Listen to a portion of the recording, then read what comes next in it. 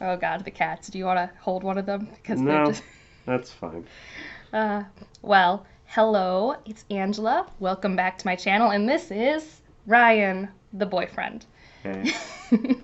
And some of my Twitter friends really wanted him to be here, and Brittany from Plants and Paperbacks, I'll link her below, said she was going to maybe get her husband to do a guess the book cover thing, so we thought that'd be fun and would give it a try.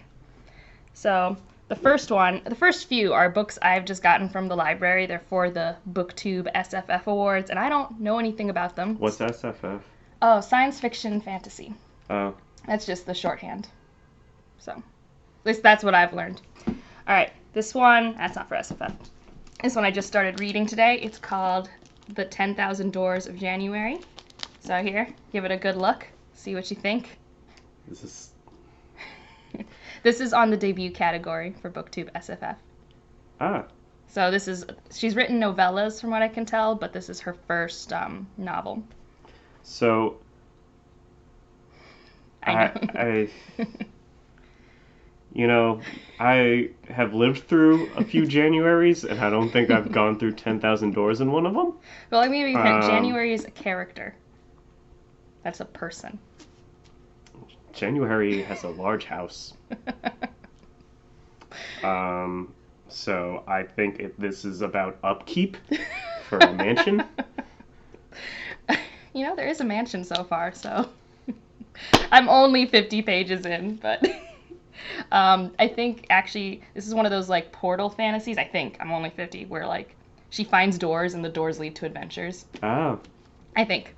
I'm really. That makes more sense. Well, yeah, but you had a cover with flowers and keys. Yeah. So.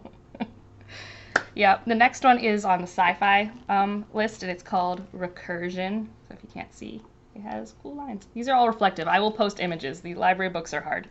But yeah, so that's Recursion. So, okay, these lines form an 8.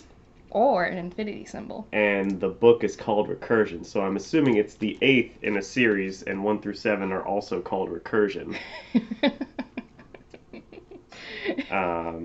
But it's just the same book. That'd be such a scam. I know, right? You publish a book and then you just have 8 But different covers. somebody would love that for the joke of it. And maybe collecting them all for themselves. Yeah. But as for what it's actually about, I don't know, man. Recursion's such a vague name without knowing anything else about it. I don't know anything either. I've purposely not looked up a lot because I think this is kind of one of those sci-fi mental thrillers. I know it has something to do with memory, and that's about it. I've heard amazing things. I think Tome Infinity. I think I'll link her channel below. She was telling me how much she really liked this book, so I'm excited to get to it. Fortunately, it's just not due for 4 weeks, and I have other books that are due in 2 weeks. So yeah, so this is one that's on the science fiction and debut category called A Memory Called Empire, which is a very shiny cover. So what do you think? What do you think's happening here? I'll post a picture over here so you guys can see it while he looks. There's a Gandalf-looking dude with a Death Star-looking throne. A Memory Called Empire. That sounds like a song for a space opera. The actual guess would be A Memory Called Empire. Well, if it's A Memory Called Empire, I don't have good expectations for how the Empire turns out. But yeah, I mean, this just seems like a big scaled sci-fi book. All right. I have no clue. People tell me I should read it because they say there's fantasy in it too, so I'm intrigued. All right, this one's probably going to be as helpful for you as 1,000 Doors, but this is called The Starless See. A bunch of keys and ribbons by Erin Morgenstern. This is on the Fantasy Awards category. So I don't know anything about her other than she has pretty writing. Also, you guys can't see it, but the cat that really loves him is just staring at him down there. Yeah. He's gonna pick him up for you. He loves me, but loves him more. So. All right. So yeah, Starless See. So. This is not giving me a whole lot to run with here. Let's think. the Starless See, and there's just keys and this just. Oh, there's also pearls. Is this like a friggin' swingers party? Like, what is? Like, this is just missing a bowl to put all these keys in. I don't know. That is like, you know, you mean like a 20s party, like that sort of thing? No, like you never heard of those parties where like swingers like put their keys in, and whoever keys you take out of the bowl, that's who you're going home with. No, but that'd be a great book probably. But that's not what this is about. Oh, there's definitely books about that. I think this is like a guy finds a book in the library and it like has his story in it, and he's like, oh, why is my life in a book? I don't know a lot about it. And isn't the Starless Sea just like a cloudy night? Yes. That's just clouds. You're just clouds. I can see that you're going to love my opinions about this one when I get to it. All right, so those are the ones that I had from BookTube SFF that just came in the library that I know little about. This one I just picked up for myself to read. It's a YA book called A Curse So Dark and Lonely. So there you go. Well, this one kind of puts the cart before the horse for this game because it says an intense original retelling of Beauty and the Beast on the front. Like, it doesn't matter what I think now. Okay. Like, all right, so I don't know.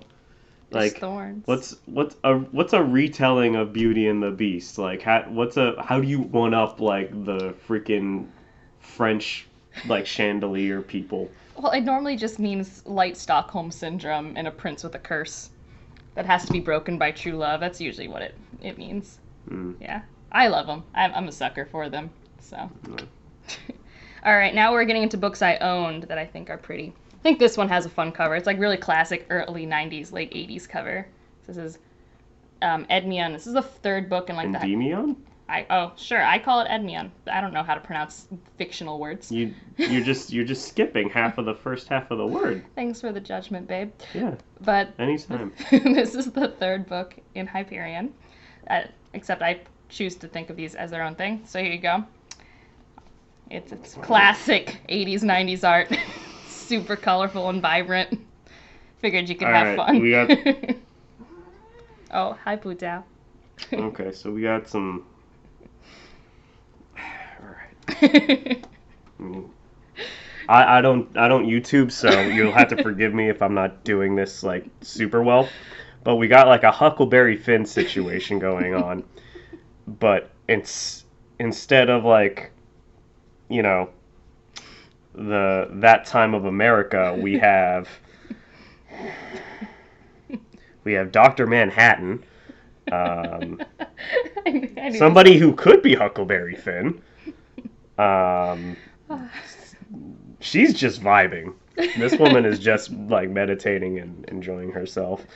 And I mean, this just looks like an Iron Maiden come to life. Yeah, it's called The Shrike, if that helps.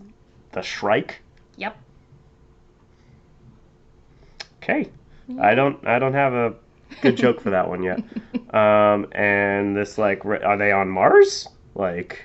I don't remember. It's not Earth. I don't think. Okay. So this is a sci-fi, so it takes place in space. It's one of those space sci-fis, not like classical think about your life ones. I see. Yeah. I still think you should read Hyperion. I just picked this one because it had the weirdest cover. Yeah, I mean, I'm gonna jump into your giant collection of books again once I'm done with the small backlog I have. Naomi Novik's Spinning Silver. I'll just probably put images up as you look at them. Okay, so, but what I'm getting from this is this woman is just here to friggin' gamble. Like, look at that. Like, she is ready to just, like, hit the casino. No, it's like Rumpelstiltskin retelling. Oh! Yeah.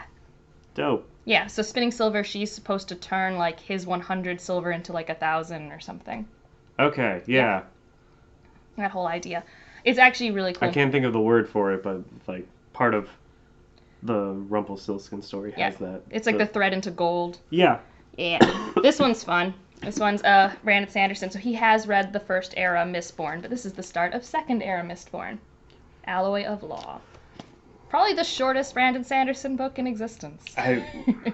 Well, so I don't know if this is an entirely... Well, don't spoil the first trilogy as you think about it. It doesn't matter.